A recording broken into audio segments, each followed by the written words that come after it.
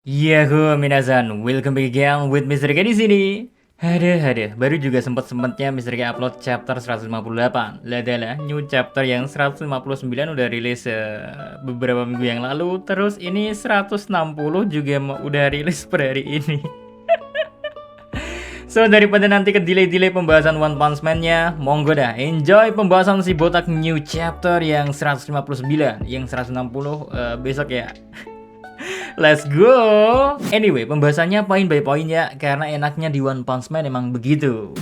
Wujud Pigat. Yaps, poin pertama wujud asli Pigat. Di halaman awal kita dikasih lihat ada seorang lelaki urus yang pastinya ngebuat siapapun bertanya-tanya siapa orang itu sebenarnya. Bahkan Sweetmas yang seorang pahlawan aja menyangka kalau orang itu adalah bagian dari awak media. Ya, siapa yang bakalan menyangka kalau orang kurus yang kita lihat itu adalah bentuk asli dari Pigat sang pahlawan kelas S. Karena seperti yang dijelaskan di momen selanjutnya, meski Sweetmas udah menawari Pigat untuk pergi ke tempat yang aman, tapi Pigat bilang kalau dia saat ini belum bisa kembali bergerak, soalnya dia kekurangan tenaga, makanya di sana ya, Pigat lebih memilih memakan monster. Well, menariknya kalau kita ingat, alasan kenapa Pigat bisa jadi kurus, kayaknya berhubungan sama Pigat yang membantu Fubuki saat dia harus nyembuhin Tank Top Master. Cuman lucu sih, yang biasanya kita dikasih lihat bentuk Pigat yang besar dan gemuk, tiba-tiba aja kita diliatin kalau dia tuh bisa kurus dalam waktu yang singkat dan ikemen. Lanjut. Ajaran seorang guru. Menemukan guru atau mentor yang baik bisa dibilang susah gampang. Apalagi jika kita ingin menjadi seorang ahli bela diri seperti Garo. Kehadiran seorang guru tentu bakal jadi sesuatu yang sangat penting. Makanya kayak di momen selanjutnya, meski Garo bisa kita bilang sebagai murid yang gak terlalu patuh ke gurunya, namun ternyata semua ajaran dari gurunya itu tetap dia ikutin dan ingat-ingat sebaik-baiknya. Karena seperti di momen saat Garo menyerang kembali Sex Centipede, di sana Garo melakukan apa yang telah diajarkan oleh Bang saat pertama kali Garo masuk ke perguruannya. Di momen flashback yang diperlihatkan, kita dikasih tahu kalau saat Bang menerima murid barunya, dia menyuruh mereka untuk memukul tumpukan genteng yang telah disusun ke atas. Genteng yang digunakan oleh Bang juga bukanlah yang terbuat dari tanah liat, melainkan dari sebuah keramik yang tentu tingkat kekerasannya jauh berbeda. Entah apa niat asli dari Bang, apakah dia hanya ingin menguji dan mengetahui saja tingkatan kekuatan dari para murid barunya atau dia punya tujuan lainnya. Tapi yang pasti semua murid yang mencobanya terlihat gagal untuk menghancurkan semua tumpukan genteng itu. Tak terkecuali Garo yang masih menyisakan satu genteng saja di tumpukan paling bawahnya. Hal itu tentunya udah sangat mengesankan untuk hitungan seorang anak baru. Tapi berbeda bagi Garo yang memiliki ambisi dan perasaan kalau dirinya adalah orang yang hebat. Sebuah kegagalan tentu menjadi pukulan yang telak bagi diri Garo. Keberhasilan seorang guru. Tapi sejak pelajaran pertama yang dikasih oleh gurunya itu, Garo sepertinya sadar kalau tinju atau pukulan miliknya itu masih jauh dari kata sempurna.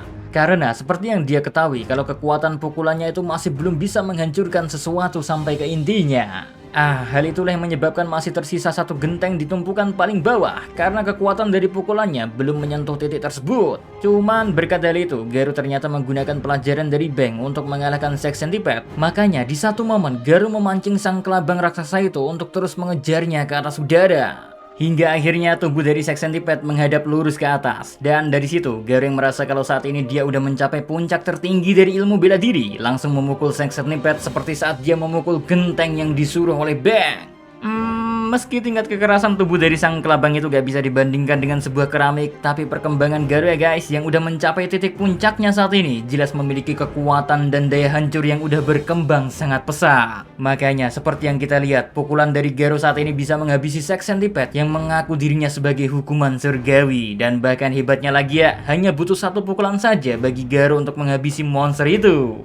Karena kalau aja Garo belum bisa menghancurkannya dalam sekali pukul, Sex Centipede pasti udah bakalan beregenerasi kembali dalam waktu yang sangat singkat. Di akhir momen pun, Garo mengatakan sesuatu kepada Bang kalau kali ini dia udah bisa membelah semuanya. Ya, perkembangan dari Garo ini tak lain dan tak bukan adalah sebuah keberhasilan bagi Bang yang memutuskan untuk menjadi seorang guru. Terlepas dari masa lalu saat dia masih muda dulu, tapi Bang yang memutuskan untuk membuka sebuah dojo akhirnya sukses untuk membantu seseorang hingga menjadi ahli bela diri yang sesungguhnya. Meski kalau dari segi sifat, Garo masih jauh dari kata sukses, namun dari segi kekuatan, Bang udah bisa membuat muridnya berkembang sangat jauh, hingga akhirnya kita bahkan bisa mengatakan kalau Garo dalam bentuk yang sekarang memiliki kekuatan yang jauh lebih kuat jika kita bandingkan dengan Bang. Terakhir sebagai bonus, sebenarnya yang chapter terbaru kayak udah ngasih sedikit bocoran sih, tapi gak apa-apa kan, ini kan udah jadi naskah masalahnya. prediksi pertarungan Garo dengan Saitama. Terakhir, meski Garo udah menerima buff yang gila-gilaan di beberapa chapter terakhir ini, bahkan bisa kita bilang mungkin Garo udah mencapai puncak dari potensi dirinya.